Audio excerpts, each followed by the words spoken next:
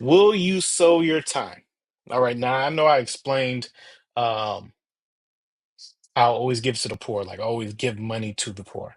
And that's not what I'm talking about this time. Now, if you haven't given to the poor, then you should sow your time into giving to the poor. What does that mean? When I say money wise, when I was working in Charlotte, I would leave on lunch break every day and I would drive around and find people that were asking for money and give them money. Whether it started off with a couple of bucks, then it turned into $5, then it turned into $10, and I would do that every day. I used to sit at the park before I would drive around. It would be raining outside, it was sunny outside, it was windy outside, it was snowing outside, and there was just homeless people at the park. And if anybody asked me for change, I will give them change. I entertain the angel that way. I already discussed in the angel's kingly decree. I entertain the angel by doing that. All right. You never know who you're entertaining. But I definitely used to do that before the police kind of got all the people asking for money and sleeping on the benches out there out of the park.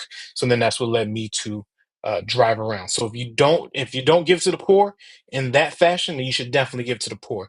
Now, this time last year, when I was living in my mom's place, and this was before people started sowing into our lives, into our ministries, and that sort. I had no money to give, and that was my thing. Like, Lord, I have no money to give, let alone money to feed myself. Like, what am I going to do? And he said specifically that we would sow the most important thing, which is our time. Now, at the time, I mentioned before, if you guys have watched my testimony video, how we were going to a food bank. So, what he wanted me and Brittany to do was to go to that food bank and sow our time in that food bank. So, every Friday, we would go and we spend 2 hours in the food pantry, and we'd be the personal shopper. So we would be the personal shopper. We would be the light in that area. We would help the people that needed food in the exact same fashion that we once needed food, and still needed food because we were still using the food pantry at the time before he said we wouldn't be going back anymore, to help those. Um, Receive food. And well before even I was truly 100% saved, on fire for the Lord, not lukewarm, I used to go to a place called the Crisis Ministry. It was in Charlotte. And what they would do is they had some system, I don't know if it was a grant or whatever it was, they would pay your bills to prevent you from being homeless, your lights turning off, your water being cut off, or your gas being cut off. So if you had bills that were about to get cut off, or you were about to face homelessness, you can go to this place and they would work with you and they would pay your bills up to a couple of months to give you the ability to save and get yourself on the right track. So I would go in there some once a month with the job that I was working for, and either I would be a personal shopper, not a personal shopper, but configure the store in a way where they would go in there and you can just get stuff for free. So we'll make sure that everything that was being donated was stocked up on the shelves. Those that were waiting in the lobby because they open at 7 and you have to, it's like first come, first serve to get your bills. We were feeding them Chick-fil-A. So I would hand out like chicken biscuits and sit there and talk to them while they were waiting, getting to know people while they're waiting. And then there would be other times where I would work in the back with the donations that come in, and it would be like the clothes drive section. So we would take the clothes if they were dirty, or couldn't be used, and put them in the bin. If they were able to be kept, then we would hang them up on hangers and all sorts of stuff. So what I'm saying is, will you sow your time in that manner, specifically in helping the poor and helping others outside of a church? Why do you say outside of a church, Vic? Because it's real easy to volunteer with a bunch of other believers and y'all going out and your outreach. And there's 15 of y'all and y'all just going out, handing out some stuff, and then you high five each other and you go home.